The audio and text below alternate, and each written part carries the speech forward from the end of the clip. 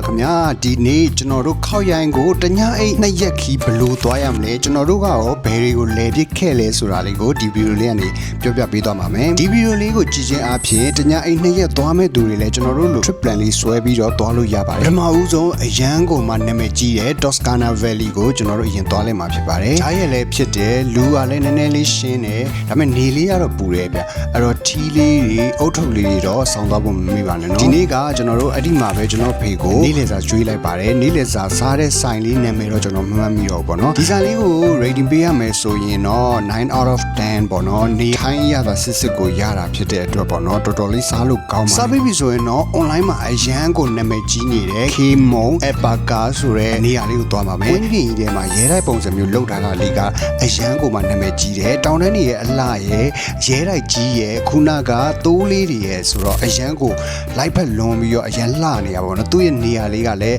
ဘယ်နေရာရအရန်လှနေပါတယ်ဝင်ကြီးအနေနဲ့ကတယောက်ကိုဘတ်တရားပေးရပါတယ်ဒီနေရာလေးမှာကျွန်တော်လည်းဓာတ်ပုံရိုက်နေတာလေးလည်းတွေ့တယ်ဒီပန်းချန်တွေကလည်းဓာတ်ပုံလေးလိုက်ရိုက်ပေးနေတာဆိုတော့ပုံမှန်အားဖြင့်ကျွန်တော်အပြင်ရောက်မှဓာတ်ပုံရွေးခိုင်းမယ်လို့ထင်တာပေါ့နော်အမှန်တော့အဲ့ဒီမှာပဲဓာတ်ပုံချက်ချင်းရွေးလို့ရပါတယ်ဓာတ်ပုံကိုမှဘတ်25ဘတ်နဲ့ကိုကြိုက်တဲ့လောက်ရွေးပြီးတော့ပေါ့နော်ကိုယ့်ရဲ့ဖုန်းထဲကိုကိုးထည့်လာလို့လည်းရပါတယ်ဟိုတယ်ကို check in သွားလုပ်ပြီးတော့ခဏနားပါတယ်ညနေဆောင်တာနဲ့ကျွန်တော်တို့မစ်ဝင်းနာဆိုတဲ့စားသောက်ဆိုင်လေးကိုထပ်ပြီးတော့သွားလဲပြပါတယ်ဒီဆိုင်လေးကတော့အရင်တုန်းကညဈေးလေးလည်းရှိတယ်ဆိုတော့ကျွန်တော်ရှိအောင်မလားဆိုပြီးသွားလဲတာပေါ့နော်ဒါပေမဲ့ညဈေးလေးကပိတ်သွားပြီလို့တော့ပြောပါတယ်ဒီဆိုင်လေးမှာတော့ညစာမစားတော့ဘူးဒါပေမဲ့ရှောက်ကြည့်ရင်တော့ပေါ့နော်သူ့မှာ activity လေးလုပ်လို့ရတယ်အနောက်မှာလည်းမြင်စီးလို့ရတဲ့ကွင်းပြင်ပေါ့မြက်ခင်းပြင်အကြီးတည်းရှိတယ်ညပြစ်တဲ့ activity လေးလည်းလုပ်လို့ရပါတယ်ဒီနေရာလေးကလည်းတက်တောင့်တက်တာလေးနဲ့ relax လာလုပ်ချင်တယ်ဆိုတော့တော်တော်လေးနားလို့ကောင်းတဲ့နေရာလေးပါ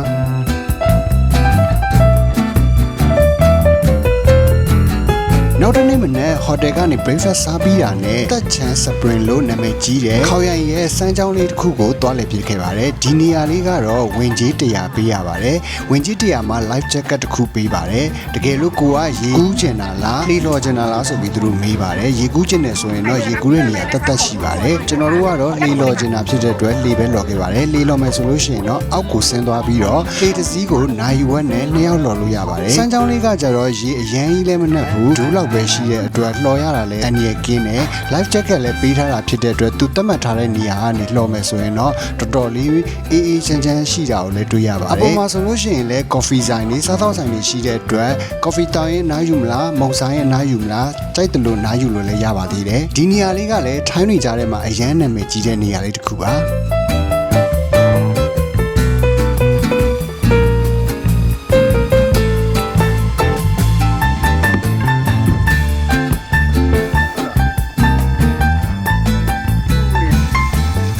နေ့လည်ရောက်ပြီဆိုတော့နေ့လည်စာလေးစားပြီးပြန်ကင်လေးမှာ coffee လေးဝင်တောက်ပါတယ်ဒီ coffee ဆိုင်လေးနာမည်ကတော့ Bucolic Cafe လို့ခေါ်ပါတယ်ဒီ coffee ဆိုင်လေးကတော့လုံးဝကိုညွှန်းစရာမလိုအောင်ညနေတိုင်းလေးအရန်လာတဲ့နေရာလေးတစ်ခုပါကျွန်တော်တို့လည်းမိုးချုပ်ပြီဆိုတော့ပြန်လိုက်ပါအောင်မယ်ဗျာတိုင်းသွားကျင်နေဆိုလို့ရှိရင်တော့ကျွန်တော်အစီအစဉ်တိုင်းရေးပေးထားပါတယ်နောက်တဲ့ဗီဒီယိုလေးကိုကြည့်ချင်တယ်ဆိုရင်တော့ကျွန်တော်ရဲ့ YouTube channel လေးကိုလည်း subscribe လုပ်ထားပြီးတော့ page လေးကိုလည်း like and follow လုပ်ပေးထားပါနော်အားလုံးကျေးဇူးများတင်ပါတယ်